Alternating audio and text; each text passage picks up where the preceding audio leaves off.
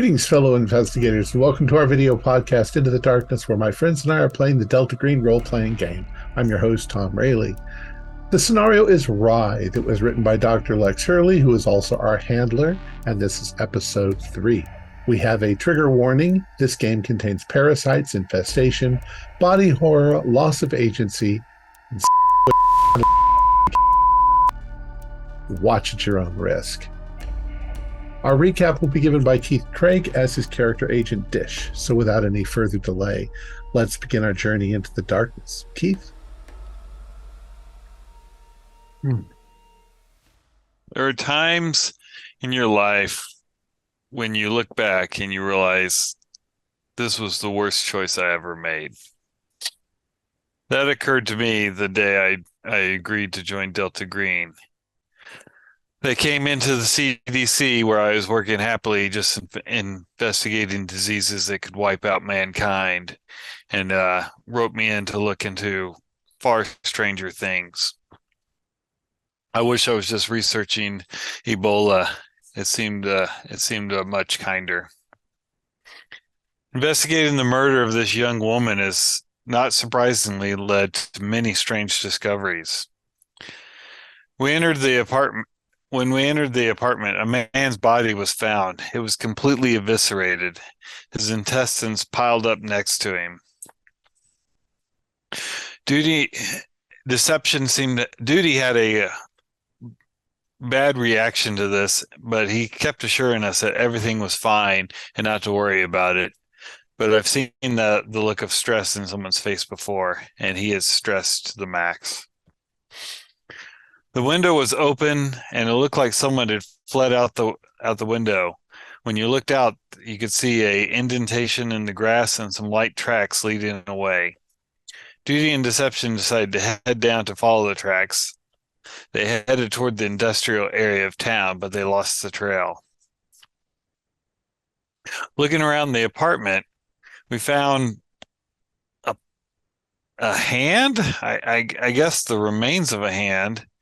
It was held in handcuffs, but not the kind you'd see like that cops would hand, almost military grade handcuffs. At first, I thought maybe this might have been the hand of the man that was eviscerated, but the hand was of a Caucasian white woman, whilst the dead man was looked to be of Middle Eastern descent. Looking through, I found his ID, the man's ID. His name was Yusuf Abbasi. He was an employee at McKinley Pharmaceuticals. Agent Draper has assisted me with the medical exam, and curiously, besides his intestines being removed, the body showed no sign of injury. It almost seemed like it was perfectly healed when I was looking in. This made no sense. Agent Draper discovered that the man did not have any teeth, that he was actually wearing a full set of dentures. When we looked at his gums, though, his gums were perfectly healthy, almost like he never had teeth. Agent Dialect then screamed out as he had almost stepped on a dead, massive, for lack of a better term, centipede. Getting down and examining it, we had seen that it had actually been bitten in half. What could have bitten something with this carapace in half? My knife would barely even cut through it. We did find an ID card for the woman, a Tatiana, who works at the same pharmaceutical company. Duty, sticking to his MO, he found $6,000 of cash in a cabinet. Where's all this money coming from? Deception found a hidden compartment in the apartments which had some strange scrolls. But then he clumsily dropped one and ruined it. He said that he'd be able to fix it later, but we'll see if that worked. Leaving the apartment, we headed back to the hotel. I stored the worm in a jar and then stored it into the safe after I dissected it. It seems to be almost hermaphrodite, But most horrible of all, it was definitely in the embryonic stage. If this is the case, how big would the adults be? Draper did some research and found Tatiana's social media account. Nothing too surprising on there about what you would expect from a professional woman. Deception spent his time trying to translate the scrolls without any success. It's a much older Chinese language than he could figure out, even using Google Translate. However, he was able to get a few words out of the journal. Journal seems to talk about almost like Mendel trying to do a possible genetic experimentation, maybe to make a better creature. Uh, I shudder to think if they were going to make something better than more of an apex predator than what we found. Draper and I headed off to the pharmaceutical companies and we charmed our way in. We discovered that Tatiana had not come to work for over a week and that Yusuf was the security guard. What connection could the scientist and the security guard have besides working at the same place of business? Agent Dialect decided to go talk to the prisoner, whereas Agent Duty went and talked to the charming cop who seems to be obsessed with the Sudoku. I'm pretty sure he's not using the correct word. I wish I was back researching AIDS.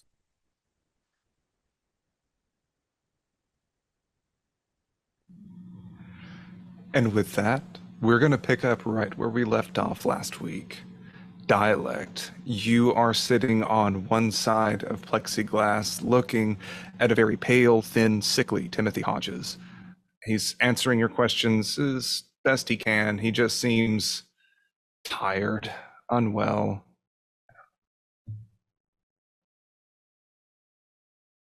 Mr. Hodges, so can you explain to me how you're feeling right now? I don't know. I think I got flu or something in here. Going through, I was in Gen Pop for a while, so just feel like shit. Of course, nurse's station says nothing's wrong with me. You look like shit. Maybe you should get checked out again. Sure, I'll get right on that. Healthcare's great in the American prison system. That so I'm just want to clarify. I did last time we did see that squirm right under the neck. You can't be sure.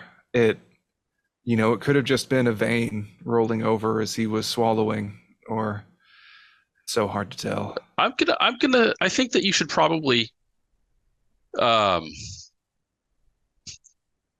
get into your cell again pretty soon. I would just be on the lookout. Have you been feeling thirsty? Yeah. I don't know. There's a fountain on top of the toilet. Pretty sure it's all the same water, but whatever. It is the same water. Doing all right. Yeah.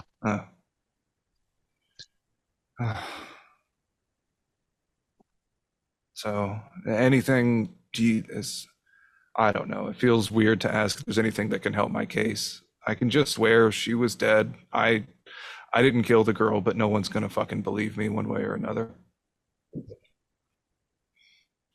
Look, I think it's possible that you may have contracted something. What do you mean? I asked them to do an STD test. They said it was clean. Do you think an STD would have caused what you saw? What do you think it is? I've got no fucking clue. But you maybe you should get right with your with God. Maybe you should prepare yourself, because I don't think this is going to end well for you. During this, he's hyperventilating and grabbing his shirt. You see this cold sweat starting to drip off his side. He stumbles back a bit and is just like trying to breathe. And says, "Guard!" And you swear you can see just a little wiggling up and over his collarbone as he shouts for a guard and is shuffled back into his room. You wonder how long that recommendation for solitary confinement is going to last. Or when his trial is. Oh, Jesus Christ. Yeah, I'm going to have to try and figure that information out, maybe. I'm going to I'm going to go ahead and I guess I'm going to head out. And as I'm leaving, I'm going to call up Agent Dish and say, I don't know if he can answer or not, but I'm going to try to call Agent Dish. Okay.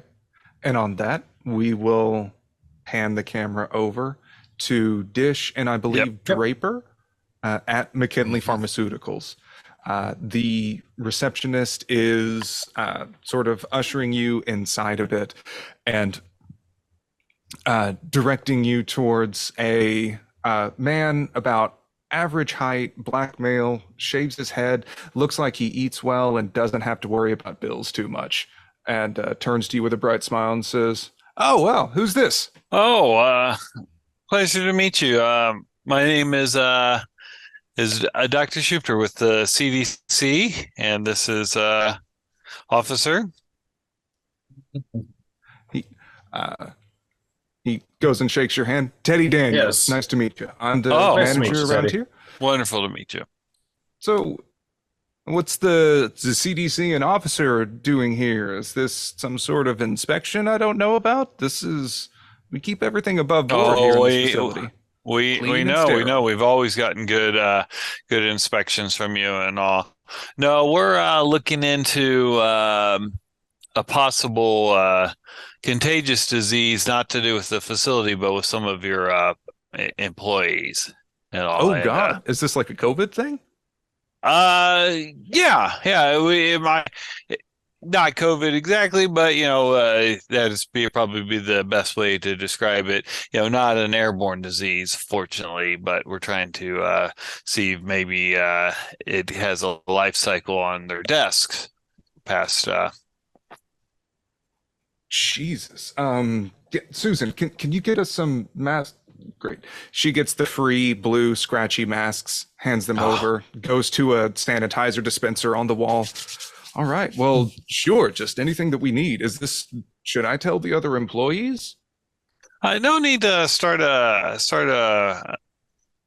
panic about that. You know how these things can tend to go out of hand. And we've learned one thing is that if we tell people to be overly cautious and they are, and then it ends up they didn't need to be, then it's all a big conspiracy. You know how that goes. So we're going to inspect it first and make sure that everything's all right. But I would advise you stay away from Tatiana Soklov's desk. That's where we're going to go and just take a couple samples and all.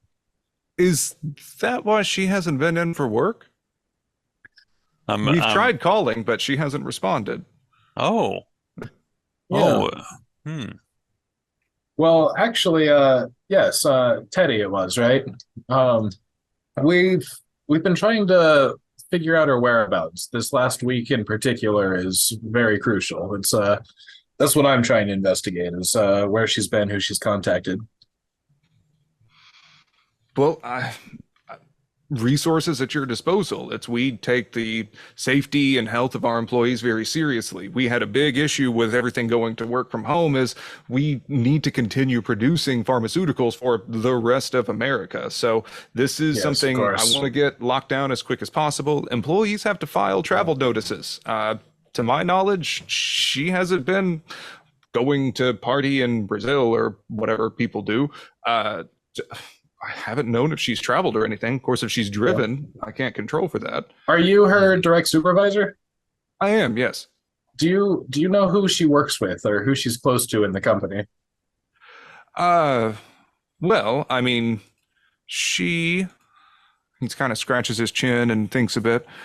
Um, she works just a bit with our other pharmaceutical chemistry type staff, or it's all a bit over my head, but like she works with our staff to try and just refine and promote different formula combinations. She's actually been she's one of our few PharmDs that we have here on staff to help at this facility, and she's been able to make a few improvements that speeds up the medication refinement process. So we've actually been ahead of schedule lately. Sorry, that's not what you asked. Yeah, she sounds like a very valuable employee to you in that case. Oh, she was. She's been great. It's been about 3 years, no issues whatsoever with her. Well, hopefully we can keep it as she is still a valuable employee, not just she was. Well, if she doesn't show up, then there's not a lot that I can do. She may have signed a contract, but do need to be here for work for it. I'm sorry, did you need to see her office or anything? Yes. Oh, please. yes. Yeah. Sure. And weaves you between various shades of monotonous gray and beige cubicles and onto a wall that has several doors lined up on it. Leads you to one. Dr. Sokolov gets a key and opens it up. Yeah. What you see inside is essentially an office that has papers in it. There's no additional decoration, no pictures, anything around. Spartan is the word that comes to mind. You know, Sokolov is an interesting name. Do you know her nationality by chance? Is she a foreigner? Well, she got her PharmD from UC Davis, so she's at least been in the States for 10 or so years. I mean, Okay. name sounds Russian as hell. It sure you don't does. mind me saying. Pardon my French. But, I mean, maybe she wasn't ever that chatty. You know, I'm a friendly guy. I like to know our employees, and she just kind of punch in, punch out. I guess she wanted to respect her own privacy or some such. I understand. So, Yeah, the officer and I are going to go in and inspect. If you could do a couple things to help us out, could you have a little sanitizer sitting outside the door so that we may clean our hands when we come out? And where's the nearest sink with the your strongest disinfectant? Well, I mean, the nearest sink would just be the employee restrooms. I can get you a thing of Germex, just bring over here, and then I'll reach out to our janitorial staff, see if maybe there's some disinfectants that we can bring up there. I'll be sure to tell our employees just to give you a little bit of space here in all this, just to make sure everything's above board. And I'm sorry, officer, I didn't catch your name. Carl. I'm Officer Carl. Officer Carl. First name?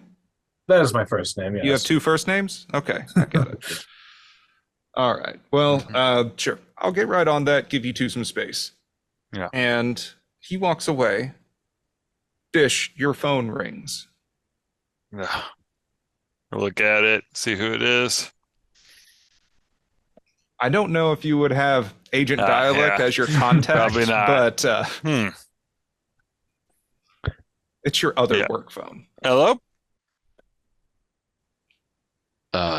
Dish, I think we got a situation. Yeah. Do you think you'd be able to get Hodges out of this jail with your credentials? Say he's got like a parasite swam up his dick from, I don't know, Nicaragua. I could try. I mean, I don't know exactly how they are here. I could say that he's got a highly contagious disease and he needs to be isolated and everything, but to get him out of there, we'd have to have a documentation of where we're going to take him. Okay. I just don't feel good about him staying in the jail. I figured you were probably the one I could reach out to, be the most likely to be able to get him either out or isolated. I will make a couple calls. I'll see what I can do. Got it. Thanks, Dish. Yeah. And I'll just. Dialect sounds stressed there, Draper. Yeah, so I just caught something, huh? Yeah, that's what it sounded like. Well, I think that kind of presents us with a unique opportunity if we can sneak him out. Be interesting to put some ultrasounds on him or something to, we've only seen the corpses afterwards. Mm-hmm. Yeah, I see if I can maybe arrange take him out to get him a biopsy and other medical terms that Keith Craig doesn't know, or Great, yeah. inspecting someone. That might help us understand it a lot if we can get him in time.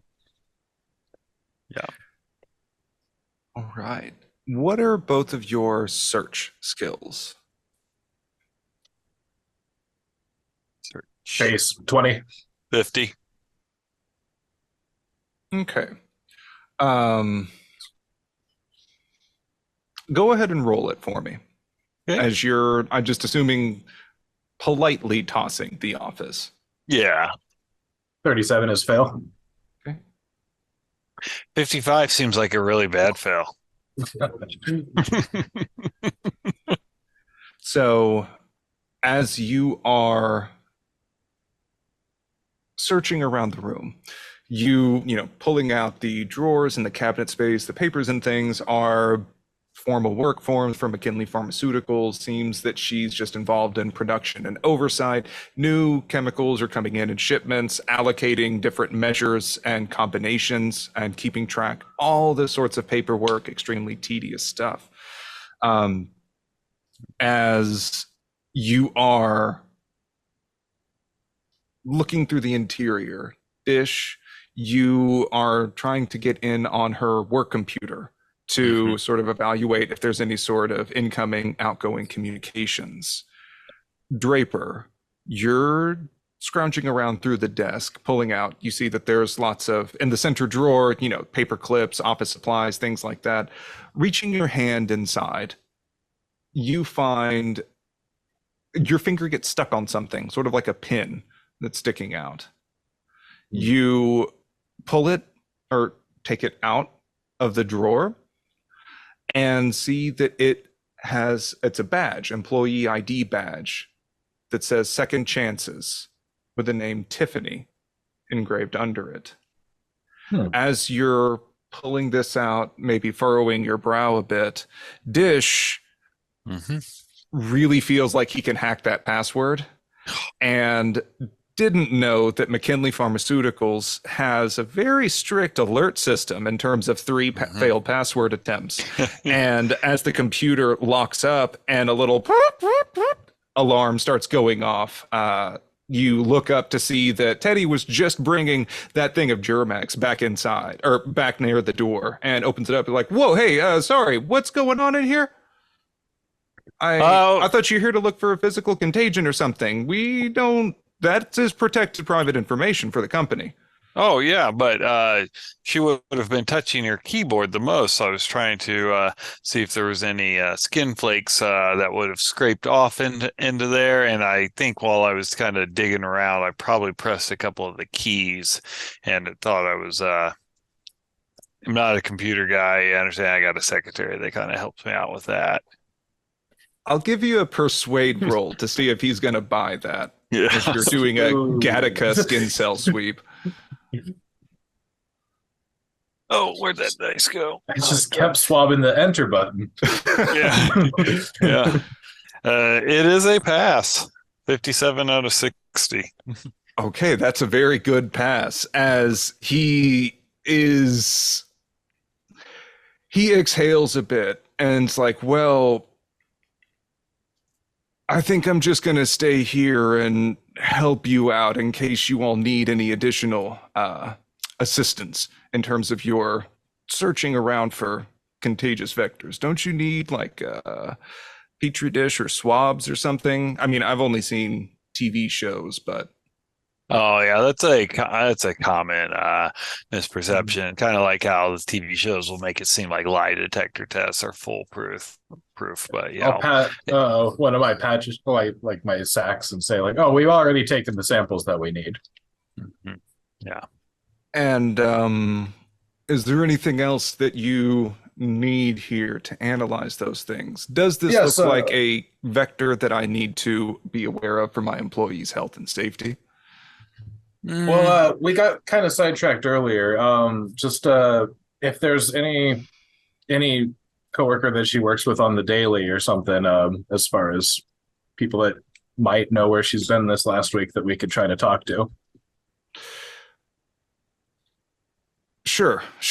Let's see. She would typically be involved with our other higher level staff. Let's just see if I can round some folks up into the break room. And That's great. Thank you very much, just- sir. course. And as he walks out, you can see through those slits in the blinds that he kind of leans over and says something to someone, and they glance over at you, nod, and then go back to working, air quotes. Yeah. Yeah. Well, we might be overstaying our welcome. Yeah. It's I second agree. chances is coming up again. It's Oh, strange that she would have someone else's badge. Do you think she might be doing double life? yeah, that would be my first thought. Yeah, Tiffany. I mean, I'll keep track. Yeah, it kind of starts with the same letter, make it a little bit easier to remember. And when I go out of the office, I'm going to put on a show of really getting the Germex or whatever, the sanitizer they Oh, yeah, had on. totally. Do some like Germex on your nose to get that. Okay. Words. And with that, as you exit the office, we're going to show another door opening as Agent Deception is opening a much nicer wooden door in the anthropology department at Yale.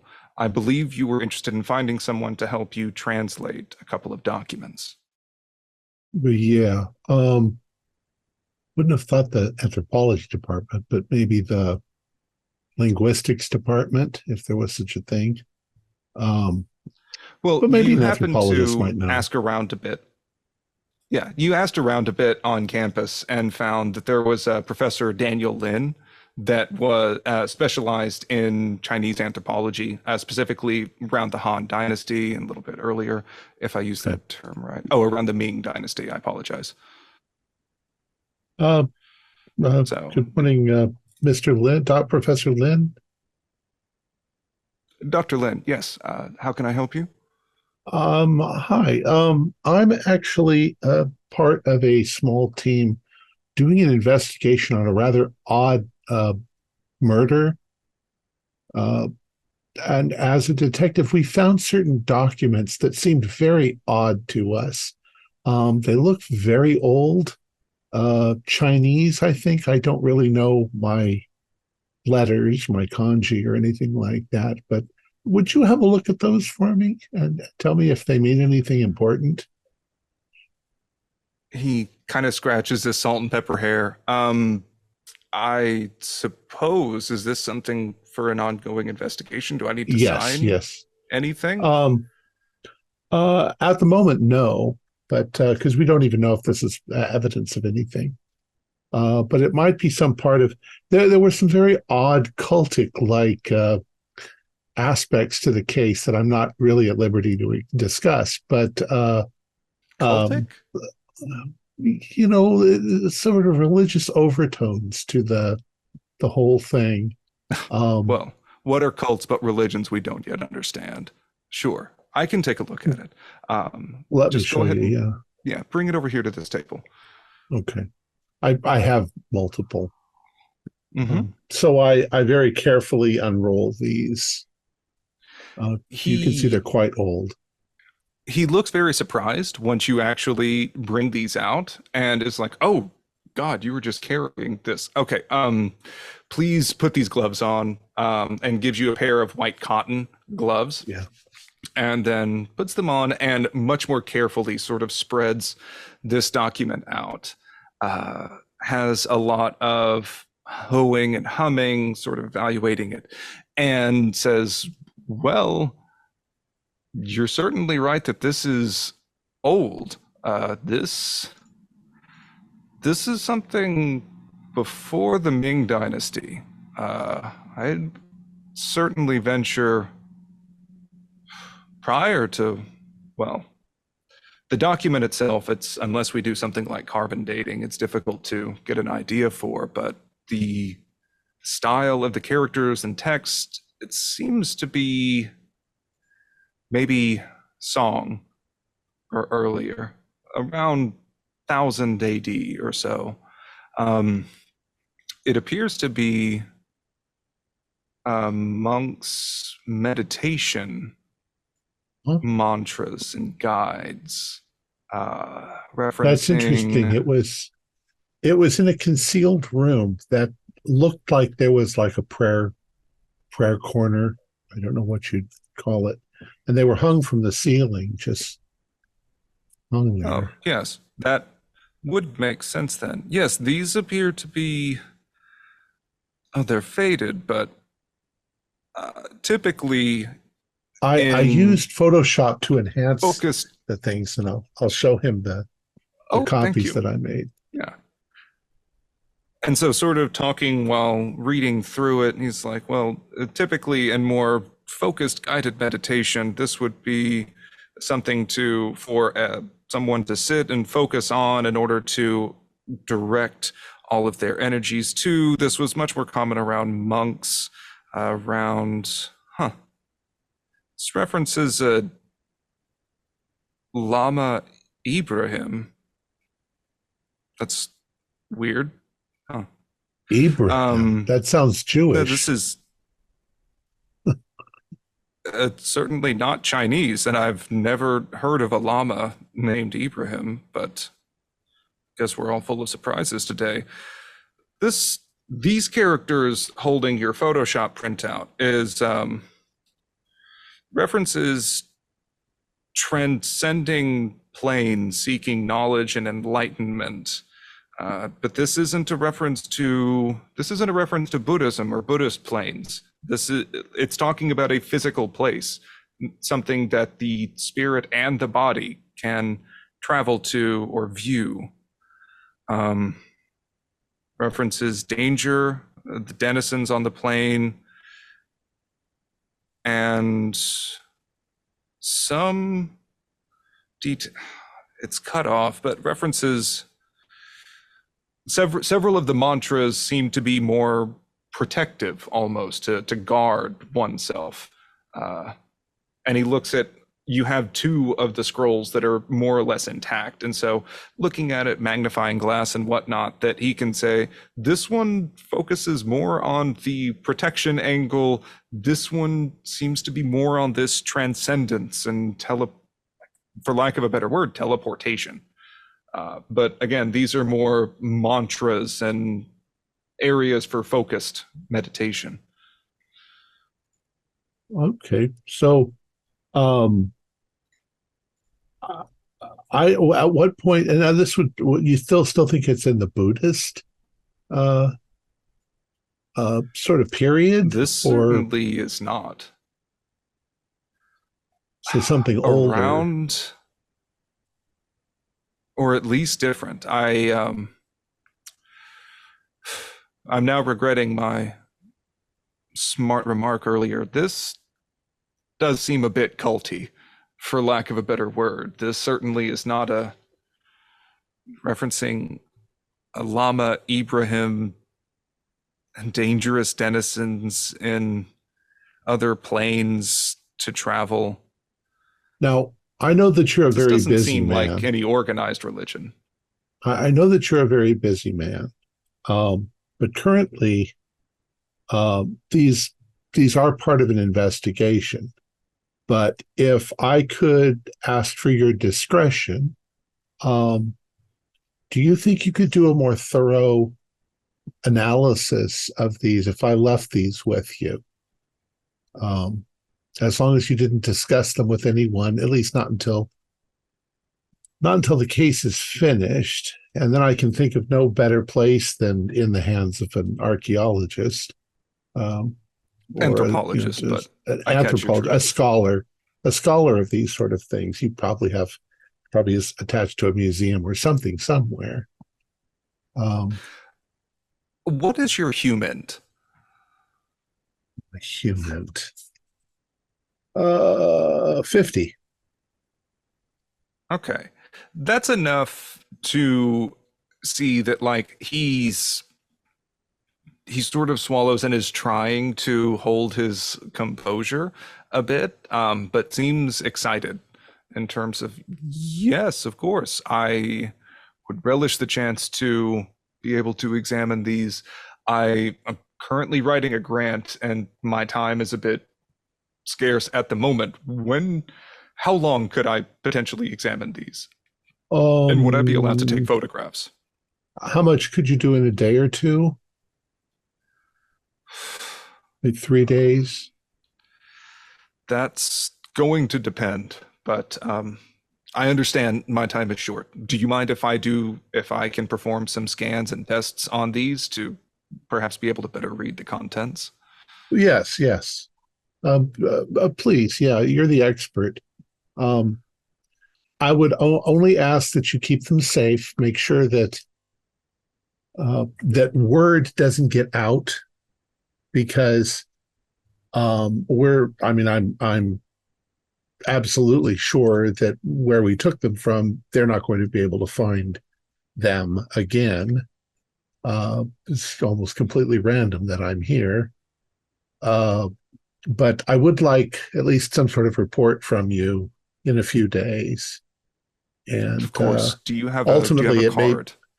Yeah, I can give you at least my cell phone number. I don't have a permanent card right here. But you can contact me, or I can come back in maybe 3 days' time and see what you have to say. And I don't see any reason, at least at the moment, why these won't end up in your hands anyway. You're the closest expert. They might be used as evidence in a case, but they've got to go somewhere afterwards. And they look very valuable and very old. Of course. Yes. Thank you for considering me and trusting me to examine these. I will give as thorough of a report as I can. I feel like Excellent. The grant might have to wait. Excellent. All right. Thank you very much. I'll let you get Thank to you, it, sir. and I leave. Okay. Out of curiosity, did you give him the broken one as well, or just laid out the two full ones? I probably brought everything that I had with me. Now, I've probably got copies of the enhanced ones. Uh-huh. What I I'm did just with the imagining broken that you ones, brought all three in a tote bag and just like left the tote bag with the broken one down at the bottom. As you're walking down the hallway, you hear, "Oh God!" no, what I did is I had gone to the stationery store and gotten acid-free paper. And the only thing I could think to do was to try to, lay them out on that piece of paper and secure them to it, not in a permanent way, but so that I could carry them in the correct. It's like putting together a puzzle. But yes, that one was damaged. But I would have brought all three of them, because who knows which one's important and which one's not. Sure. Yeah. Is there anything else that you want to do on campus? Not really. I'm not a scholar, but I think I got it in the hands of a guy. I feel it was so random coming here that he's probably not the cult leader. Probably. So I will I feel odd wandering around the campus. So if I was going to do any research, I'd probably go to a regular library. He said a monk. Song Dynasty before the Ming Dynasty. Something about then is what he said. So I don't know. I'm just going to go back to the apartment. Okay. And with that, we're going to Deception. You're walking out of the anthropology department building and past a group of chattering students. The voices all clamor around together, and then one voice seems to come up louder than the others as the camera shifts again. And so, yeah, there's probably going to be a group of maybe 5 or 6 other ones as an organized syndicate that's going to be prowling around town. We're going to be looking out for them, and then that is going to be a hell of a break. I'm campaigning for sheriff up in here, and we can really appreciate having some additional, good press up on there. And that right, Carpenter? Sorry, look at me running my mouth. Oh, look, I really support this. It's a great idea. In the history of ideas, it's one of the greatest ideas you've ever had. I love it. Well, you know what they say, flattery will get you everywhere. Anything else I can do you for, good buddy? Well, I think we've established a wonderful partnership here, and I'd love to go away now and go do some actual boots on the ground police work. Go enjoy the real synthesis of the photo. The real gumption getting it together. You all right there, pal? You look a little twitchy.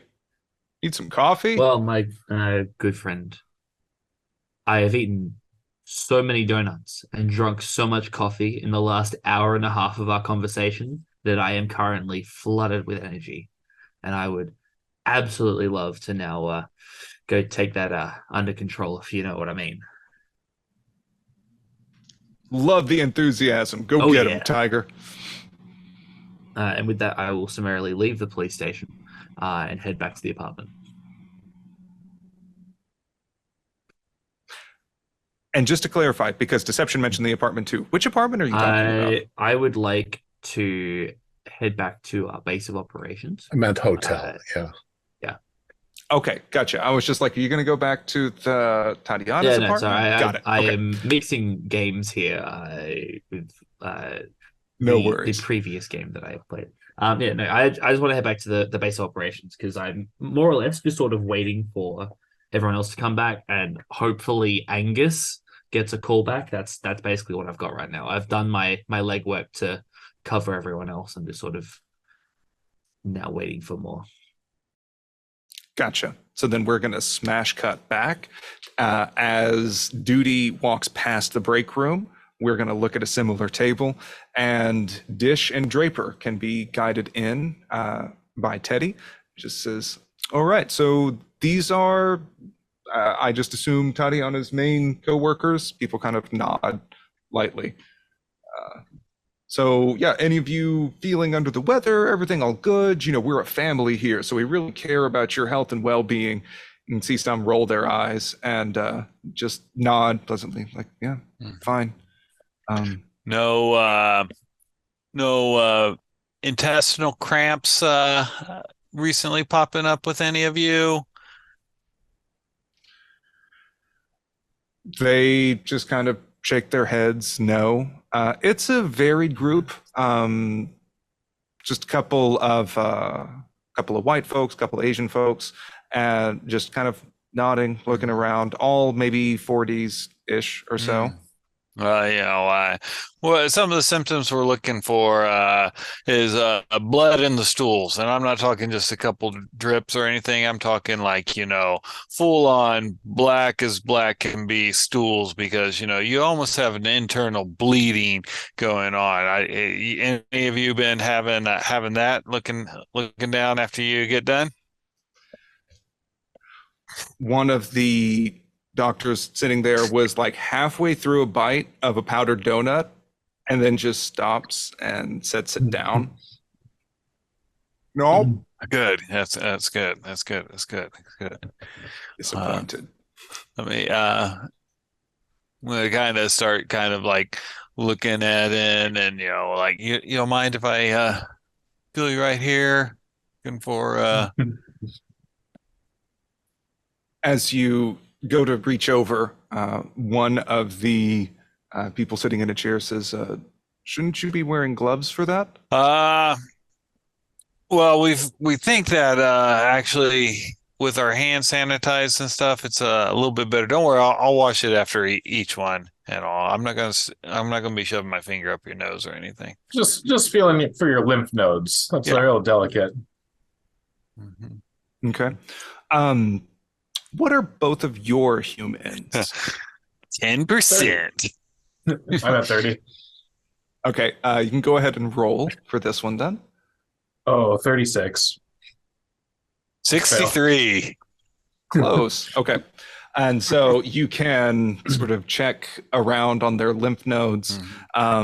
Most of the people have doctor in front of their last names on their name tags. And one of them seems to be a little more skeptical than usual as you like go and press on lymph nodes around in throat, maybe rub their tummy a little bit, and then go and wash your hands, lymph node, hands. And they all seem to check out just fine. How well did you know? How well do you know Tatiana? Try to avoid using past tense here. Oh shit! Teddy rolled an 11 on some human, so he raises an eyebrow pretty big at catching that did, and just looks at the rest of them, and they all mutter non-committally, saying it's like, "Oh yeah, worked with her. She was fine. Never didn't went to talk her, too much. Didn't go to her apartment or anything like that. Hang out with her, go out for a drink after work." No, not really. She just pretty much kept to herself. You know the type, punch in, punch out. I know that well, Dr. Lee, you chatted with her a bit, didn't you? Lee looks over and it's just like, I mean, no more than usual. I'm just like to know coworkers, I guess. Well, I mean, Dr. Lee, it seems like you might have talked to her more than usual, because the usual seems to be hardly anyone talked to her at all. And sure. Did she tell you? Did she have like a boyfriend, girlfriend that she outside of work? Did she ever bring that up? I mean, her office was pretty sparse, and so was her apartment. And well, I didn't know if she had a boyfriend, and thought I would ask and see. Oh, is that clear enough, or I need to go into more embarrassing details in front of my coworkers? No. I mean, there's nothing embarrassing about taking your shot. You miss 100% of shots you don't take. That's what Wayne Gretzky said, right? So thought that was Michael Scott. Whatever. Yeah. Look, so hi everyone. I'm Officer Carl, and nobody's in trouble. I know police officers can be intimidating. We're worried about Tatiana's welfare. She might have gotten into some trouble in this last week, so we understand that she's very professional. She doesn't like to open up to people, but yeah, if there's just anything at all you guys can tell us about her whereabouts, her interests, what she's been doing lately. And if not, then we don't need to waste any more of your time. They all kind of shake their heads, nodding, or not nodding, shaking. Yeah, whatever. You know what I mean. And but they're just like, no, I haven't heard from her. She hasn't been in for work in a while. Teddy is still. He's really staring you down, Dish, especially for that did. Just like, and she's okay, right? You're just trying to do contact tracing. Yeah. Again, we believe she is, but we are trying to locate her. That is our top priority, is finding her. Right. I mean, I go, hey, did you have anything else with the doctors you need to talk to about, Officer Carl? I think that's about it. I was just hoping that she'd have a buddy. Yeah. Teddy, as I like to talk to you about this, maybe not in front of the other employees. You understand? He does the quiet boss talk. Yeah, sure. Let's go over here.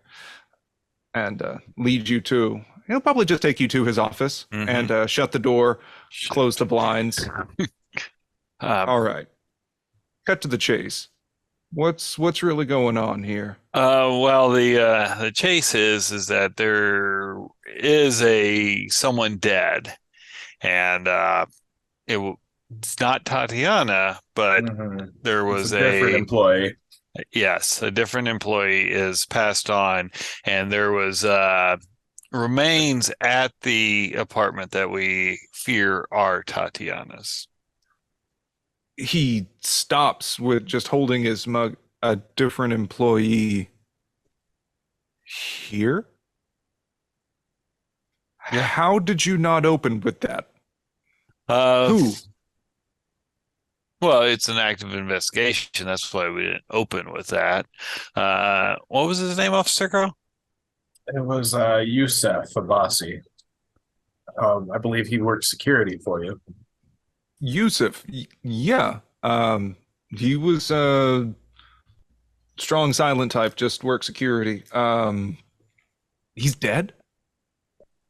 Well, we haven't got the dental records back, but yeah, it's probably for sure. Jesus. I don't think he had anything to do with it. Yeah, no, I mean I can bring you by security if you really want. Yeah. Look, I don't know. Teddy, I really appreciate your cooperation. Sorry for not being forthcoming with you. We work for someone that really doesn't give us the freedom to speak openly about things, and we're just really trying to make sure that things are under control here. Right, of course. That's definitely, I want to make sure everything is under control. Mhm. So Exactly. what do you apparently contact tracing, if no one is sick around here, then whatever virus Tatiana may or may not have had, is that what killed Yusuf? Is that We don't know for sure, and that's why we're trying to figure it out. But like you said, all of her employees seem fine. Her office. I don't think you have anything to worry about. Extra precaution never hurts, so of course. Of course. Sure. Just here's my card. Let me know if there's anything else that you need. I'm gonna have to report this up the chain. Of course. Yeah, that's completely understandable. Okay. Thank you for telling me. He's sort of going over to his phone, looking at stuff to punch in there. Anything else you all want to do here? Well, Do you know? Oh, sorry, go girl. Well, we've assumed that Tatiana met Yusef here at work, but from what you know, would they have crossed paths much? Are they completely different sides of the building or anything like that? I mean, he might have asked to see her ID once every now and again just for regular security checks, Okay. but no, she typically stays around in here, with white collar work, and then we would just have security. They're mostly around in warehouse and production and whatnot. Like there's a gate out back. They're mostly just there to prevent folks from breaking into the facility. Yeah. Thank you. Yeah, Jesus, he wasn't scheduled to come in until later. Fuck, I'm gonna have to fill that slot. True. Shit. Okay. Yeah. As the capitalist wheel keeps turning. Keep grinding away. All right. So with that, if there's nothing else you wanted to examine here, do we just want to transition to the hotel room for a full confab with everybody? Yeah. Okay. Yeah. Please feel free to stop me. I'm Nope. just trying No, to. I can't think of anything else here. Okay. In that case, we can just go back to your La Quinta suite. Everybody gathered around drinking bad coffee. Mhm. Yeah. So he said that they were like prayer focusing things for a monastic order that probably hailed from the Song dynasty, which is about 1,000 years ago. Whether that means anything or not, I left him with him to examine and go over. I'm sure that they'd be safe there. I mean, I'm not 100% sure, but unless she's some kind of witch that knows where her old documents are hanging up, I don't think she'd know. Yeah. Yeah. Hey, Duty. Your good friend, the officer. Yeah, Officer Braddock. Yeah, you think if he could pull some strings and get that guy out of jail, maybe bring him back here for a medical examination? Not I here. if Shouldn't you get him like Uh, medical quarantine somewhere? I was if thinking about a permanently quarantining him. Call yeah Delta Green, if tell him. if Yeah, a prisoner is presenting with signs of a contagious infection, they would be put into a quarantine facility of some description. yeah. If not just simply quarantined where they are. If they are in solitary and they are giving off, you know, infected uh, signs, then surely leaving them in solitary where they have no connection with other people with a strict quarantine order on is probably the best thing you can do for them.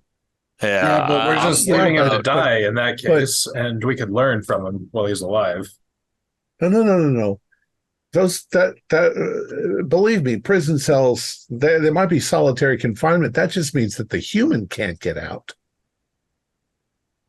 There are That's a good point. holes, places where they pass food in, and there are windows. They're just Yeah. big enough for a person to get out. But I- And besides, caterpillar, I'm we worried don't about. really want the staff to see what's left of him after. I'm worried about the staff getting. Somebody's going to check in on this fucker, Yeah, and then, yeah, they're going to get a goddamn worm right down their throat. They're going to get a parasite up their dick. They're going to get exploded. They're all going to fucking die. It's going to be a shit show. and then we gotta I see. clean that up. I say bring him back here, stick him in a refrigerator, and put the refrigerator at the bottom of a hole and bury it in cement. I mean, as far as I'm concerned, I mean, I feel for the guy, but he's a dead man walking. We could organize a transfer for him. And then So something if happens. we were to perhaps find a prison that has a more discreet medical facility attached to it and had him organized to be transferred there, and then simply the transfer vehicle disappears, then we could Yeah. certainly organize that. The issue then would be Officer Braddock is going to need a new fall guy. And as good of friends as we are, I sincerely doubt he will be very happy about losing his number one suspect that had already pretty much admitted to the crimes. I'm sorry, guys. I just let's just drop the bureaucracy for a second, the cloak and dagger. Like, we know that this kid is innocent and he's still alive. We could learn from him and we could possibly remove it without him dying. I understand that killing him and making him disappear is the easiest thing all around, but we could learn and save him. That's an option if we could just take him to a facility. I don't think we have time, frankly. I know. I know. What are we gonna? I don't think that's our purpose. Our purpose is to clean up the mess. Yeah. He's he's part of going the to mess. trial in the next week or something very soon. We don't have time to hold him in some quarantine and learn from him and try and solve the case. We just don't have the time. If he's moving from that prison, he is disappearing, and like lead shoes disappearing. That's it. There is no other. We can't leave him in the prison. I don't like it, but I think that's what we got to do. Yeah. Oh, well, what if we call up ACEL, see if they can get, they can pull more strings than we can. I don't give a fuck about Mr. Braddock. I honestly don't. But this kid, he's gonna die. Is key to the success of this mission. What if we could get rid of? Well, what if we could get rid of the guy in the prison, like with a liquid accelerant of some sort? And just immolate him in his cell. Immolate him in his cell. The prison. I'll tell you, those walls aren't wood; they're brick and mortar, so it's not going to spread through the prison very easily. It's an they'll awful get to way the to go. fire and put it out, but there won't be much left in that cell.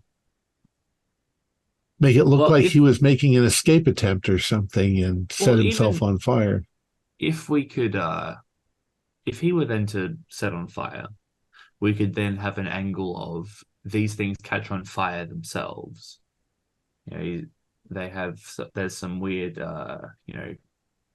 drug being made that Yeah. this person and the student were also Spontaneous combustion. where Yeah. just the fat ignites. I don't know how scientifically sound that is, Doesn't have to be. but quite frankly, if we're going to be setting them on fire, at least that's some sort of cover story we could have. But even then, I don't like it. I feel like this is hard. Don't forget that human compassion can get everybody in the planet killed. Yeah. I mean, It's not so much a matter of human compassion. This is a matter of controlling the story that comes out. If this person catches on fire in their jail cell, all that we get is more Jeffrey Epstein jokes. Yeah, but that worked. Epstein's dead. How are All we you're going going to to get is a bunch of conspiracy nuts making wild speculations. It doesn't touch Delta Green at all. How are we going to cook this guy in his cell There are things. There are. that we can get into the jail? Prison guards are fallible human beings. Yeah, that's true. That's true. With the right amount of money and a escape plan on offer, they'll do most anything. Well, Deception, besides the compassion element, I think that we shouldn't undermine the learning, because if we find out what these bugs are doing inside of people, like what organs they infest, there's tons of knowledge we could gain. What's it called when you cut somebody open while they're still alive? Vivisection. Vivectomy. Okay. Maybe we could try that shit. Yeah, but then I don't think we what can if he organize just that. explodes and throws these things everywhere and they crawl out the holes in the drain and get all the other prisoners? And Deception is that's why it needs to be in a facility. The final stages of this appears to be explosive of some description. we could poison them. But we simply don't have time. Jesus, Lex. We simply don't have time. Trying to transfer him to another facility is going to take days of bureaucracy. The fact that he's going on trial soon as well means that. I mean, I think if we could burn if Deception. Idea. Oh, Look, yeah.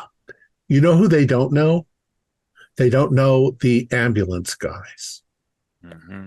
So if we came up as the ambulance and you had a medical reason to transfer him because he needs to be under quarantine, we could load him up into the back of that ambulance. I mean, he'd be cuffed in there and disappear. And then disappear. Or blow the thing up, drive it up to a cliff and toss it over the cliff with him inside. Well, no, it's got to be fire. I think it's got to be fire. Yeah, I mean, if we could get him out of there with the ambulance, we could take a look, see if we could learn anything. Then we burn him up. Hey, he set himself on fire. He set that girl on fire. He set himself on fire. We don't have to tell anybody anything. We can get out of there. But that's what Officer Braddock could say, and that way Braddock can go, "Hey, I got the guy. He killed himself." As far as I'm concerned, he's like a rabid dog. Mm-hmm. And a human with rabies can't be cured. Deception, this is a great idea, but we now need to think about how we sell it. How do we control the narrative? How do we, lay the foundations? Do we have enough time to construct, 4 or 5 ambulance workers, like paramedics, that then we have to organize an ambulance?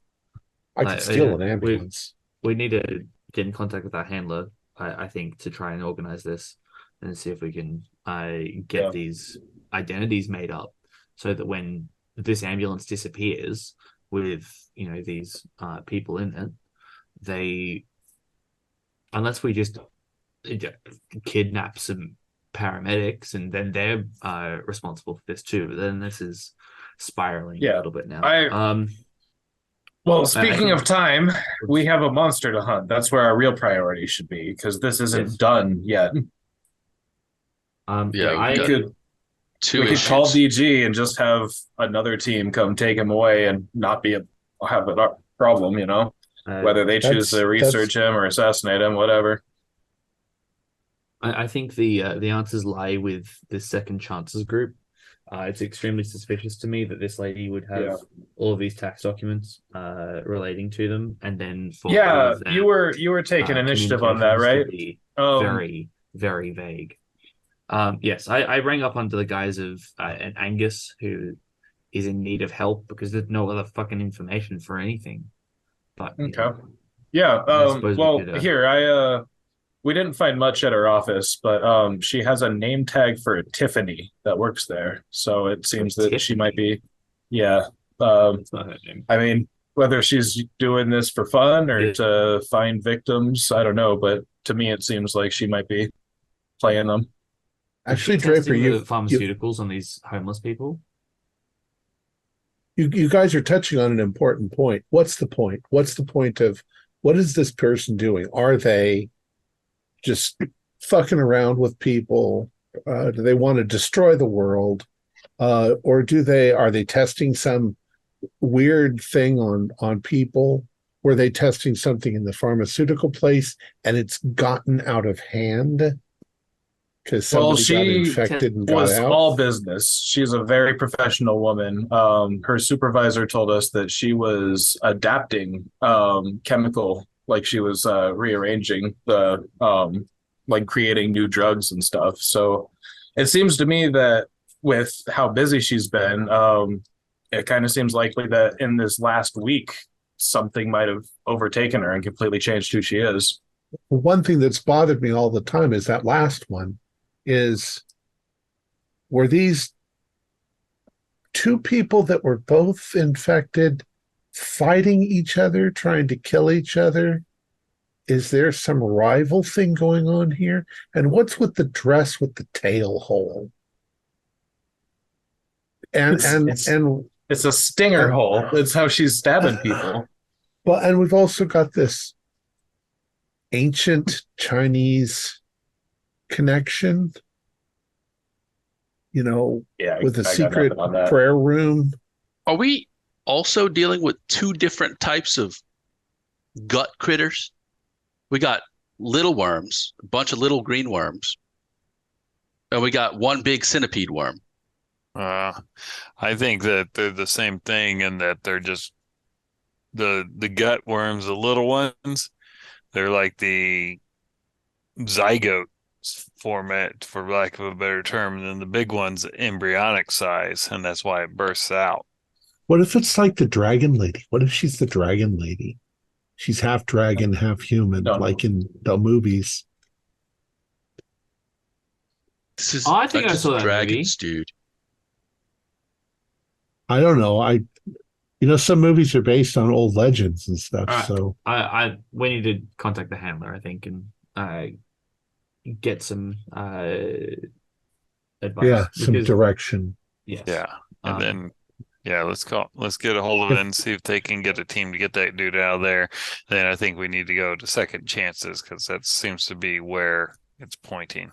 Yeah, I suspect our handler may be able to assist us with the Second Chances part as well.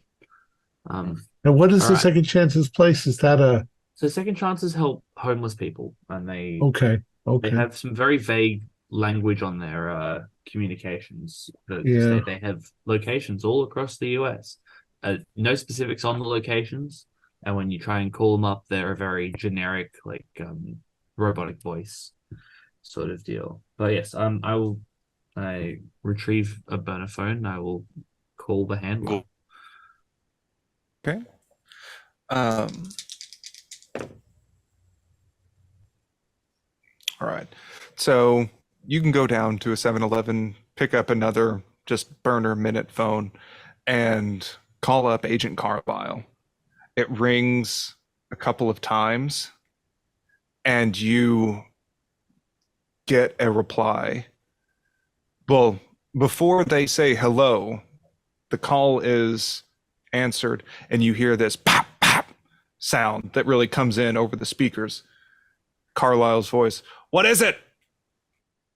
We need assistance, but if you're in the middle of something, we can hold off. But we have some issues with prisoner transfer and an organization called Second Chances. Pop. Great. So what, is it done? No, we need your help.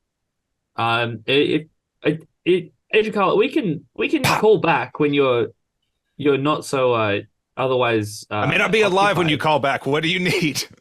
We need more information on Second Chances. Where are their buildings? What locations? Fuck, I don't know. Do it yourself.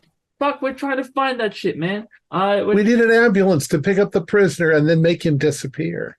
We also need to disappear a prisoner. Great, that sounds fun. Do you want to trade places? Pop, pop, pop. What do you need? Right. Do you need an ambulance? Yeah, we need an ambulance. Fuck. You hear some rustling going around. I'm gonna make some calls. Just text me an address. Someone else may pick up the call, but call this number later. Good man. You hear another pop just as the call disconnects. I'll wander back. I think our handler is in the middle of a gunfight. Betty. He and his secretary don't always see the same way.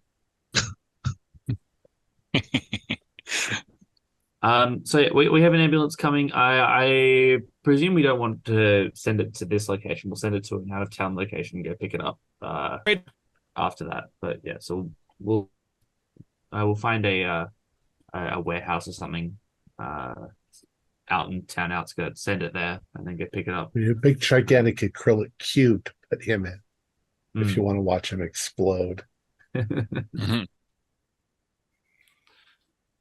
Duty, your phone vibrates again.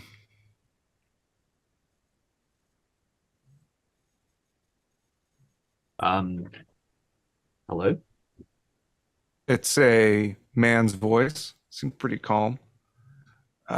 Yes, is this Angus? Yes, it's hello. I need. Are you the Second Chances people? I need some help. Yes, Angus. My name's Jeremy. We're here to help you at Second Chances. Where are you? Is everything okay? Oh my God. Oh, Jesus has blessed me on this day. I'm holed out in a motel. I'm down to my last $50. I need help. That's okay, Angus. What hotel is it? It's the La Quinta Inn. Please help me. What are you struggling with, Angus? Is there anyone there that can help you? I've lived a life of sin, Jeremy. God help me. I've made some terrible mistakes. I've drunk my weight in booze, and I've slept my way through everyone who would even bother. I need to get my life back on track. I just can't do this anymore. I understand. What city are you located in? You called our regional number, or you called our national number. If we can find a way to help you, we need to know where you are. You're in New Haven, Connecticut. Yep, that one. New Haven, Connecticut. There we go. Okay. New Haven. Okay, Angus, I understand. Are you sure that there's no one else that you can call or reach out to for help? All my friends have abandoned me. My family are dead. I have no one. I might not even have much more time left on this phone. I'm running out of everything. I need someone to help, please. I understand. Can you get to this address at the warehouse district probably by tonight at about 7 p.m.? We'll see if we can send someone there to pick you up. Absolutely. I can do that. Yes. Yes, I can. Okay. Okay. Thank you, Angus. I'll get there right away. Thank you so much. Oh my God. We're here to Jeremy, help. you're a savior. Thank you so much. Of course. Suckers. Right.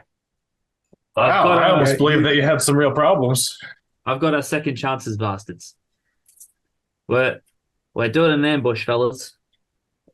There's a fella called Jeremy rang me up. We're going to this place in the warehouse district, 7 p.m. meeting time. I'm gonna go get some roughed up clothes, look a bit more disheveled.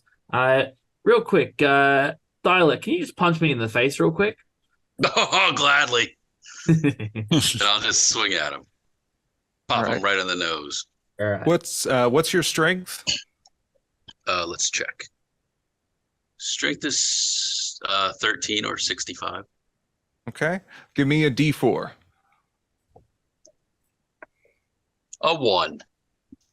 You give him a love tap. It might be a bruise like tomorrow. I'll go over to Duty and I'll go, my God, what's that over there? And then when he looks that way, I'll just punch him in the face. Not really too hard, but enough to break his nose, maybe. Okay. Give me a D3 on that one. Actually, no. We're just going to stick with D4s. You sucker punched him.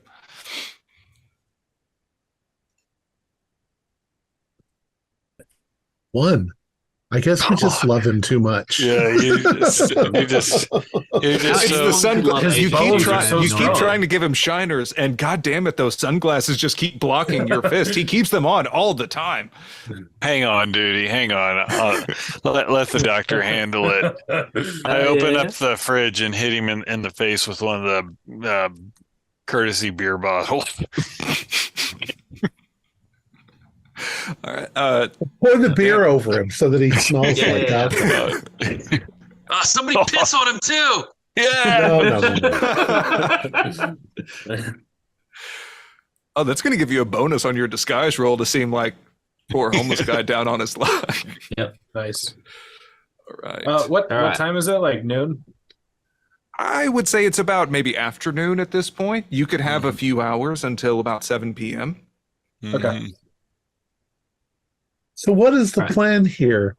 Are you going to go with them? So I suspect that they are going to bundle me into the back of a van and drive me to some location. What I think we need to do is let's organize a tracker of some description that I can put in my shoes or maybe in the prison pocket just to communicate my location. I don't know electronics, but there's stuff you can get from Best Buy or yeah, I don't know if Radio Shack exists anymore. We sell clothes or something. Get an air tag. Yeah. If you when air tags give notifications if they're around an unregistered phone. We'll find some sort of tracking device. We'll be able to find one rather easily. Point being, I'll go with them. You tail them. If you lose them, you've got a tracker that is showing where I am. You might have to swallow it, dude. That I can do that. I've got to look homeless and fucking desperate, right? So, swallowing a horse pill is not the worst thing I'm gonna have to do to get into character. But before I go through the act of disguising, I will write a little love note to Agent Braddock. Officer Braddock, not agent yet. Basically saying, I'm going undercover for a very big mission. If I'm not back, just know that you are my brother in blue forever and ever. And I'll leave that in the La Quinta Inn. And I'll so we'll sort of track her. You guys tail it in the car. We've sent the address for the ambulance to our handler. An ambulance will arrive at some point, I'm sure. But we have to call them back at later on anyway. That might be a you guys' job. I can't I take my gun also with me. forgot to Service weapon. mention earlier, on your first night at the La Quinta Inn, there was a printed off sheet of FBI temporary badges that were pushed under. Your handler said he was going to get those. It just might take a minute. Cool. Very good. Excellent. So I'm still, I mean, where my focus is at entirely is that we know Tatiana's some kind of monster and she's still out there. Do you guys think there's some way that we could like get dispatch records or something, ER, like just some way to like have our noses out in case somebody's getting stabbed? What do you guys think? Yeah, I mean, we could just have a police scanner. If someone they call it in, you'd hear. Yeah, that's out of my expertise. I'm not sure how to handle it, but I like because that's what happens is she stabs someone and they don't have symptoms for a day. Mhm. Well, I have a lot of experience with police scanners. That's how I figured out where not to go, you know. So yeah, I mean, you can get those. I don't know if they have Radio Shack around anymore, but you can get those at There are electronic apps. shops. Yeah, you can just have apps on your phone that will be police That's true. scanners. You can dial in. Welcome to technology. Yeah. Yeah, you can also get them at Tractor Supply, Best Buy, kind of wherever. It's crazy how common they are now. I feel like I'm powerless to really pursue it, but that's definitely where my priority is just finding her. Yeah, I mean, I think my personal opinion, I think she went back to second chances where she's doing experiments on people, which is why they were so worried about Duty not having any contact. So when he disappears, no one's going to come looking for him. Yeah, I'm sure that it's likely. It just would sounds know kind of where like a to go. conspiracy at this point. We're definitely worth checking out. I agree. I'm still thinking about putting my money on the alien space dragon lady. Because it doesn't seem like why infect random people on the street instead of getting somebody, alone that you can fuck with? Yeah. Well, that's an interesting point. She stabbed a guy in the alley behind a fast food place. She wasn't luring him in with the second chances thing, at least the one that we know of. It feels more like an animal trying to reproduce or something. Yeah, that's what I'm getting from her too. My take is that maybe she was originally using second chances to find, little experiments, and There's just something went there's wrong. There's no shortage of homeless people. Yeah. Yeah, I think something went wrong with her, and maybe now she's a dragon alien thing. If those things in her apartment were really old, it's like maybe she's found the secret of immortality, and it involves eating caterpillars that come out of people's guts. I don't know. Yeah, you said you left him with a college professor? Yeah, I left him with the anthropology professor. Yeah. Let's hope he doesn't pick up a curse on the way. I'm not sure I believe in curses, but he said that they belong, Really? that they would be something that a monk, and he said that they weren't Buddhist, which I think that was like the golden age of Buddhism, but there were a lot of primitive tribal religions back then. Maybe she's a ninja. Maybe that's going to be hard because she might be a ninja. Ancient Chinese second chances. That's This has been right. going on forever. But yeah, she's going to leave evidence. She's got to. She's done this 2 or 3 times now, hasn't she? So we just got to keep our eyes out. Should we head back to the industrial district? See, what's the last place we had any kind of evidence for going? I don't think we have time today. We'd just be chasing after nothing. Well, isn't that where the warehouse is that Duty's supposed to meet in? Yeah, but it's 7 p.m. So Yeah, we go scope out the area, see if you can find some good Yeah. lines of sight beforehand. But Yeah. that's a you guys thing. I need to We go should get. try to follow you from a distance in the car. yeah, definitely. Yeah. So I think I'm spending the rest of the day trying to source a couple of trackers to try and give some sort of assistance to people tailing the car. Okay. I think you can definitely, I mean, even going to some place like Best Buy, and I think they're called tiles, where it's like something you can put on your keys that you can then put an app on your phone to locate. That Yeah. I don't know how well they'll work if you swallow them, but it could be something that you can plant somewhere on your person. Perhaps let me know where and how, unless you have any other ideas for ways to get I trackers. reckon Have that up here. we can, but we can play it like I've stolen someone's like their like nice clothes or something. Like I've taken someone's like nice shoes, and they had a tracker in there or something. Nah, that's silly. You wouldn't put a tracker in your shoes. Although, like, we could put a tracker in the shoes, but they might take my shoes off me. Is the thing. Yeah.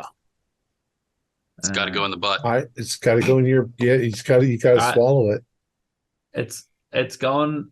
It's going. All right. You know, cool. if you can put those in your luggage, and your luggage ends up in the airplane, and you can still see where your luggage is, then they've got to be pretty powerful.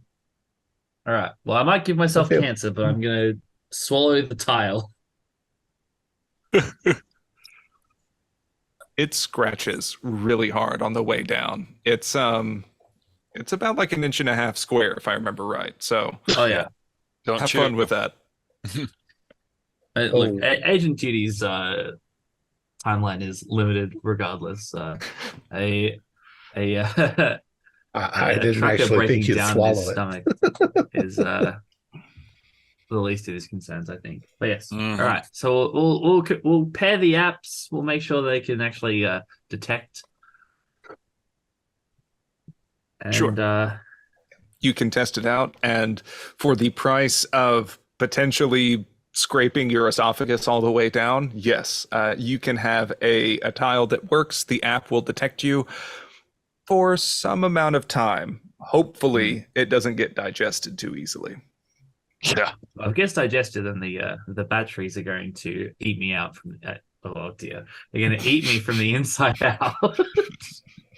Eat me out. So yeah. Oh, Yeah, because dear. if you shoved it up your butt, then they'd probably check you for drugs. Yeah, they would actually. Yeah. Find it. I was thinking if it could be small enough, I could like slip it in the You foreskin, could, maybe. you But know what? that's, You could sew it into your jacket. Fuck. that's a real thing. They check people's foreskins if they're trying to smuggle stuff into like prison and stuff. Sorry, what was that? Why is this guy's dick so square? I don't know. It's weird. Don't touch it. Couldn't you sort of sew it into the lining of your jacket or something? Yeah, look, let's not think about logical solutions. I've already swallowed the damn thing. Yeah. It's, like, it's already down there. Oh dear. All right. So yes, I will attend the rendezvous point at 7 p.m. with my baggiest looking clothes dirtied up, and maybe I've ripped a couple holes in them. Bought some beer on me, so I smell alcoholic, and yeah, I'll if there's nothing else anyone wants to do until 7 o'clock. Deception. Do you have a disguise skill? Let's see. Disguise. I've got 50 in disguise. Okay. I'm going to say at the cost of getting a little bit of shit kicked out of you, Duty, that deception can help get you the rest of the way there. And you look pretty convincing, like a man on his last legs who may not be long for this world. It's uncanny how well you fit that role. I keep asking him, you don't like this jacket, do you? As I run it over the asphalt and get it all nasty. Deception, you even go the extra mile and get one of Draper's just field medic syringes, put a little bit of Tabasco in it, run it through, and just prick Duty's arm to make it look like some real bad track marks Yeah. are on there. And what are the rest of you two doing while we're setting up this kind of sting operation? You know, guys, there's something that has been kind of bugging me, but I haven't really brought it up. That handcuff we found, right, with part of her hand missing. What do you think Yusef had that? Why was she in a handcuff? I know. If we go on the idea that there are some sort of rivals going on here, he had her trapped, and then she got out and killed him. He's the security guy at the pharmaceutical company. Maybe he's Undercover ninja agent. Yes, that's exactly what I was thinking. Yeah. It was? And she actually gnawed off her own hand to do it. So, well, because I mean, I was assuming that she lured him to her place to kill him, but the handcuff just really is an outlier to me. That complicates it. you know what the really weird thing? I didn't even think of this until just now. I mean, I thought of it before, but I didn't tell you guys. Anthropologist, as he was looking over that scroll, he said there was a lama. You know what a lama is? A religious holy man in the Tibetan Buddhism, but the guy's name was Lama Ibrahim, which is Jewish, not Asian. So there's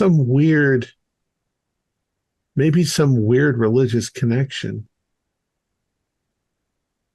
So it's Chinese Jews worshipped by a Russian?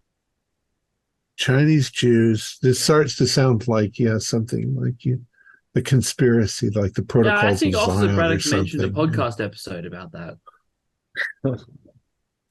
Yeah. It's all They're funded ones by the building Pope. space lasers, right? Yeah. It's funded by the Pope and black magic. And, you said she gnawed the hand off. That's No, she didn't gnaw it off. She ripped it. Yeah, like Gerald's game, that old Stephen King book. That's how she got out of the handcuffs. Just no worry about pain or whatever. She just lost her whole thumb, yanked it out of there, and degloved all the flesh from her hand. Correct? Yeah. Degloved, what a word. And then jumped out of a third story and took off running. Yeah. Or flew. Yeah, but she hit the ground. If she's a ninja, she hit the ground. Even ninjas. God, and nobody saw this? Wasn't there any CCTV or anything that might have seen that happen? We should have looked into that. It was through a field, right? I don't think there were buildings nearby. No. It was just more of like a lot of greenery and just other apartments. It was somewhat near the warehouse district, so not exactly the best part of town. But maybe on some warehouse somewhere, there's a video of her running across the field or running into the warehouse district. You could look into that if you think you know how. Wonder if there's a bunch of homeless people, like a homeless hangout other than Second Chances. And we could ask around, see if maybe they've seen somebody fitting her description. Yeah, that's an idea. Maybe she wears that red dress a lot. I kind of imagine the homeless people got to start migrating at some point because it's not a great place to be in the winter. True. Do we still have that handcuff? Did any of you guys grab that? I did not. It was handcuffed to the bedpost. It was it was free. It was in the kitchen. It was around in the kitchen.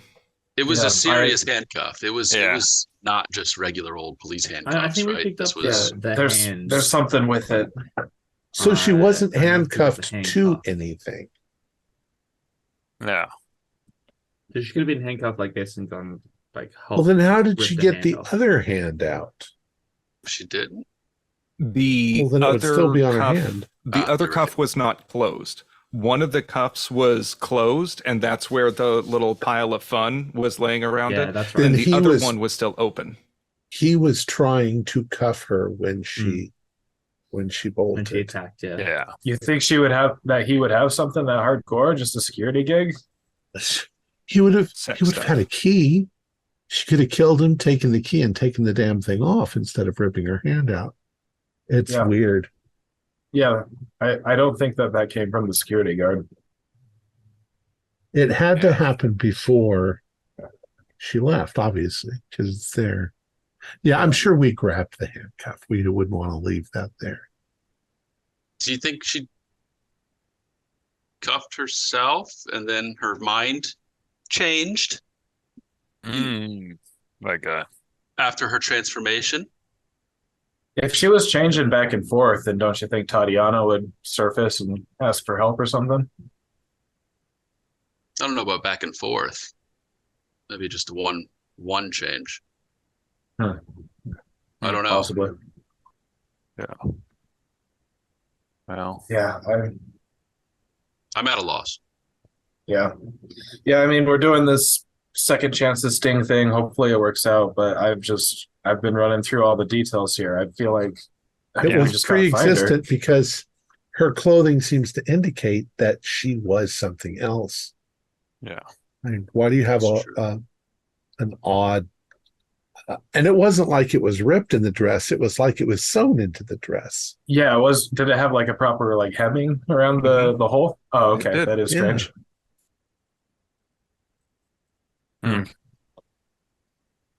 And now the camera's Yeah. going to pan to Agent Duty standing out in the cold rain underneath a lone street light, waiting for any cars to drive by. The rest of you, I'm assuming that you all had that conversation either sitting in a van or just like waiting. Maybe are you from a safe distance away, or are you just going to count on the tracker? You're muted. We're off in the distance, but we're in the shadows. We just look like an empty car sitting there next to a building Sure. until they leave. And so, Duty, you notice a few cars drive by. An old Lincoln, this battered Mercury, this white Ford Transit, a white Ford Transit.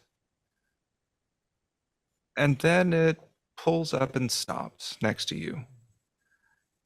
The window rolls down, and a man with a friendly face leans out and says, "You wouldn't happen to be Angus, would you?" Hey, Angus, hi. You Hi, feel help Angus. me. "My name's Gregory, and we're from Second Chances. Hi, Ray. Would you mind getting into the van with us? We have some towels and some dry clothes in here for you. Oh, We'll try and get you set up." yeah. Okay. I'll wander down to the back of the And van. sure. So the passenger door opens, and another man, looks to be older Asian male, comes out and slides open the side door and leads you inside, buckles you in, gives you some warm towels, and you can see some other supplies in there. They start driving away, windshield wipers going intermittently. Honestly, a relief to be out of the cold rain. What is your alertness? 60. Okay.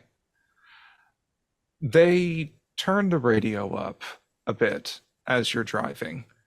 The older man in the passenger seat mutters something under his breath. Do you have any additional language skills? Nope. Okay. He mutters something under his breath. The driver responds, and they seem to be slightly discontent with each other, but keeping up appearances of being a safe and calm place. You drive through the industrial district and outside of the New Haven city proper, the buildings become more scarce and more abandoned, seeming like the recession must have hit this area hard and it's just never recovered. They drive you up this windy drive, and you can see, actually, I don't think that they would have windows that you could see from the back. From the windshield, you can see this old faded sign called Shady Acres. And it seems like the other signing and lettering has fallen off, hasn't been replaced. And they drive you up into a covered parking area building. Passenger gets out and walks you in. There is, you see a glass front door and a reception desk is inside. There is another friendly looking man sitting behind it with a name tag that says George. As you go in, you can see that there's a pegboard on the left-hand side wall that has a big yellow star in the middle of it, and then some other sort of Polaroid photos of other people that have seen like they have seen a lot better times in their lives. Some are smiling, some just look tired. And there is a sign up above that says, "Welcome to Second Chances Live-In Rehab Center." The person with the George name tag asks you to sign in and hands you a clipboard with a little pen attached, while the other ones are just sort of giving you a rundown spiel of the area, saying that, we'll give you some clothes and a place to stay here, give you some time to get recovered, get clean, and then we can get you set up in another area. So just go ahead and sign here. Thank you. And go ahead and sign that. Great. Now, if you can come over here, we like to take our pictures. Yes, that's great, Angus. And if you come over here, we like to take photos of all of our new incoming rehab patients to give you a before and after to look at. All of these photos you see back here are people that have gone through the program and are clean and living somewhere else. Now, you can go and they get a Kodak camera, bright flash goes off. And then they take the photo and put it into a file folder, put it behind the desk. They walk you to a black letterboard sign that's a little bit behind. There's a long hallway behind this desk that's arrows that say member rooms, laundry, and media room off to the right, nurse station, cafeteria, and group therapy are over on the left. They take you down a pretty empty hallway to the member rooms. One of them has a TV going on inside with just kind of low chatter, ambient noise coming up from under it, and leads you to an empty room. This is clearly a refitted senior living space from an assisted living facility. There's a rail next to the bed. There's a 24-inch TV and a phone and alarm clock in there. There's a bathroom attached, also with handles and things all around it. George has a little bundle of dried clothes and some slippers and just says, "Angus, if you can change out of those wet clothes, we have some nice sweats here for you, and I'll just let you go into the bathroom and get changed, okay?" I'll pee myself, just standing up. Okay, please don't. Please go into the bathroom. Okay, you can rinse off in there. We understand. Okay. I'll shuffle in. Mm-hmm. I'll shower up. Like, I'll play the part. Okay. And as you open the door and come back out, the sweats are fine, just generic gray, kind of look like hospital slippers that you have on. And George asks for your bundle of clothes and just go ahead and takes them, maybe a little ginger around the pants, and Then we'll say, let us know if you have any questions. We have staff on the premises at all hours, or that phone there is hardlined into the facility. Pressing 1 will take you to the front desk. 2 is the cafeteria that'll open tomorrow morning, and 3 is the nurse's station. There's HBO on the TV, and I'll give you some time to get settled. Okay? Terrific. And closes the door. And you swear you hear a second click after the door shuts. All right, so I'm keeping up the drunk act until I can have a better understanding of what is actually in the room. I'm gonna schlep over to the door and just sort of like half fall, half try the handle, make sure, see if it is actually locked. Mm-hmm. The handle is locked. Doesn't move whenever you happen to stumble into it. I'm gonna sort of shuffle around. I'm gonna look, try and find any security cameras that are around the room. Okay. What is your search? My search is a 60. Okay. With that, you're pretty confident you don't see any security cameras in the room itself or in the bathroom, for what it's worth. Excellent. This isn't an Airbnb. I think it could still be bugged, is the thing. I think it's time for Angus to play the part of the drunk who is suddenly very aware that he's not where he normally understands and starts getting a little bit aggressive, shall we say, in his trying to find a way out of this room.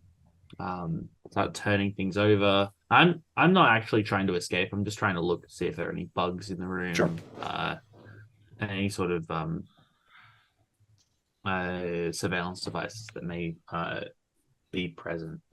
So just to clarify, are you trying to make a scene to get attention or just Yes. incognito search the room for bugs? No, I'm tossing the room very intentionally, like bombastically, to try and see if I can get taken to the nurses to see what sort of medications and things they try and provide. I'm well aware this may mean I get sedated, which would be not good, but we're gonna just start tossing the room a little bit, and then I'll start screaming out, where's this? What's this? What's going on? And just start like tossing shit, breaking things. Okay. As you are tossing around the room, I'll give you a couple of additional details.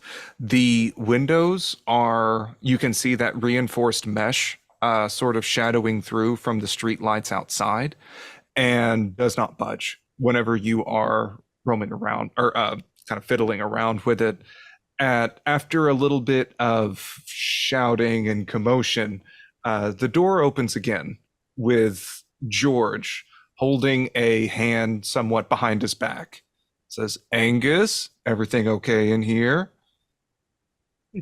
I'm locked in here. Animal, what's going on? Hell, why? Angus, why are I'm you gonna so need nice you to that calm you're down. mean to me?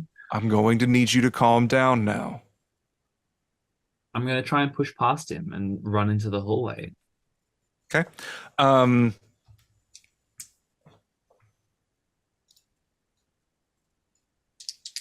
You can have a dodge or fight back roll. All right.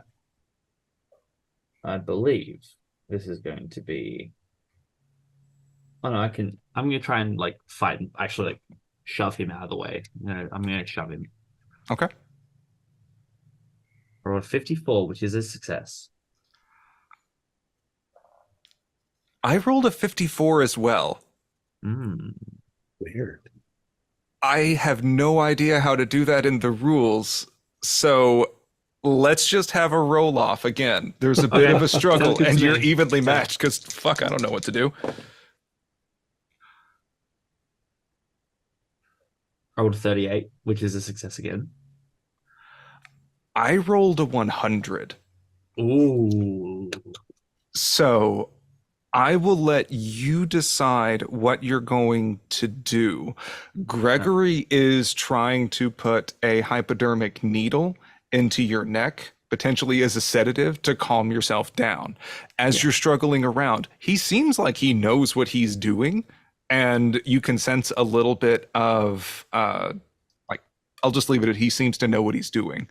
But something happens. Yeah, my elite police officer training kicks in, and I'm able to deftly maneuver his arm while still looking drunk and freaked out on my mind. As he goes to get my neck, I'm able to karate chop it, and he accidentally gets himself in the thigh. And I stick around. I just peace out into the hallway, and I'm still making a scene. Like I can't suddenly be like super controlled with my actions. I'm like, what's going on? I'm just like trying doors, and I'm running through and like pulling things off walls, and just generally making a mess. Okay. As you are trying these random doors and things, what is that? Okay. The door that had the TV going on from inside of it, you try it and the door actually opens and unlocks. As you open it, a wafting smell of shit kind of rolls over you a bit. And this man stares at you with just kind of a blank expression on his face. Seems like his eye is bruised, and just looks at you while the TV is going on. Do you continue with your scene and continue moving down the hallways? Where are you going? This fella's a new intake. Yeah, I'm still running around causing a scene. Okay. It's like I'm going to try and get into the nurses' station in particular. I want to see what's in there. Okay. You continue blabbering, making your way down the hallway, somewhat incognito, just seeming like you're stumbling around. You go past the intake desk. The lights are off in this part of the hallway now. You don't see any sign of the other two people who drove you up here. As you keep going, you see a large steel door with a badge scan pad next to it, the sign labeled nurses station. As you try the door, it is locked tight. You can see through the mesh grating on it. It seems like there's bottles of medications and things, and another door inside of the nurses station. Through the reinforced glass, you don't think you're going to have a lot of luck getting into it. As you are here, you're hearing what sounds like a lock jingle and hurried steps coming from down the hallway. Another hallway, actually. You turn around and there's a sign that says under construction, and you're pretty sure you hear noise coming from there. I'm going through that door. Okay. As you push through it, you can see that there's sort of a hinge and latch that does not have a lock in it currently. As you push through it, the hallway in this area is a lot dimmer, or it's not well lit, it's dustier. It doesn't seem to be in very good repair, like they may have just put on fresh coats of paint all in the front area.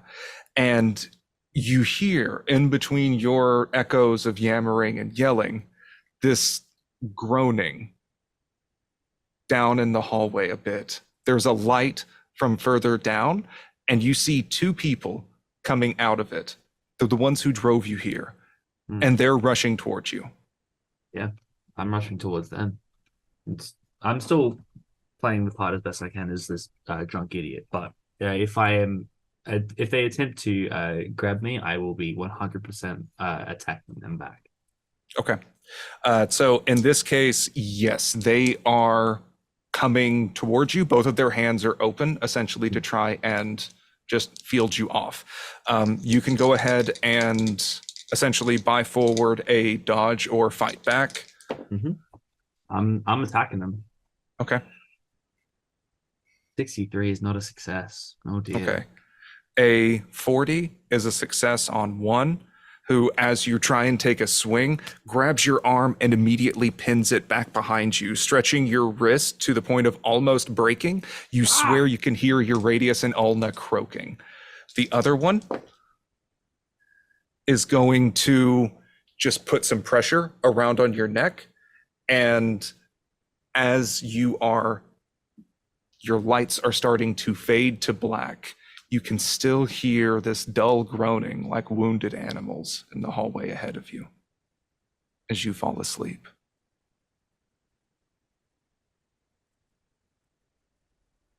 Do we want to end it there, or do you all want to go up to the building? It's actually probably a good spot because That's solid. Okay. yeah, and we'll find out what's going on in the next one from our perspective. Our players included Kaylin McDowell, Chance Wooten, Riley Kruger, Keith Craig, and myself, with Dr. Lex Hurley as the handler. We have a Discord service where you can chat with other members, you can set up private games, and you can learn the finer arts of gameplay and game mastering. We provide audio-only versions of our shows free for you to download from Podbean or iTunes. If you'd like to help support our show, please visit our Patreon account. Just $1 a month helps us a lot. Like, share, and subscribe to our channel, and punch the bell icon for updates on our latest shows, and leave us some comments. We enjoy reading them and answer any questions you might have. This is Thom Raley, together with all the members of our gaming club, inviting you to journey with us once again into the darkness for another adventure into the universe of H.P. Lovecraft and the Delta Green role-playing game. Until next time, good luck, good gaming.